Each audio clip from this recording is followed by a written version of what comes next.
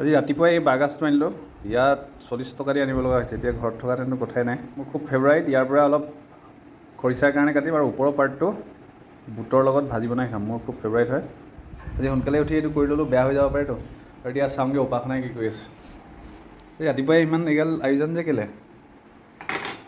আলহী আহিব আলহী কোন আহিব আহিব পাছত জানিব এইটো কি বনাইছে নেমু দিছা যে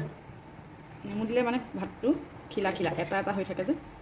আৰু ইলাচি দিলে কি হয় দুটা নহয় এইটো ফ্লেভাৰটোৰ কাৰণে কিন্তু ইয়াত মোৰ ষ্টাৰ এনিছটো নাই ইয়াত নাপালোঁ আনি থোৱাও নাছিলে ফিনিছ হৈ গ'ল চ' ডিমাণ্ড নাছিলে বিৰিয়ানী বনাই খোৱাৰ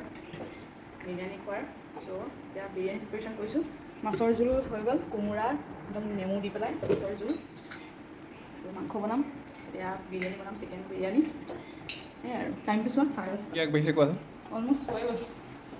এইটো এইফালে এইটো বিৰিয়ানীটো কৈছোঁ এইটো মই বনাই আছোঁ বনাই আছোঁ বাঁহগাজ বুটৰ ভাজি অলমষ্ট চব হৈ গ'ল লগত চাফাই খানা ৰেডি এয়া হৈ গ'ল বিৰিয়ানী এইফালে হৈ গ'ল লোকেল চিকেন এয়া হৈ গ'ল মাছ এয়া ৰাইতা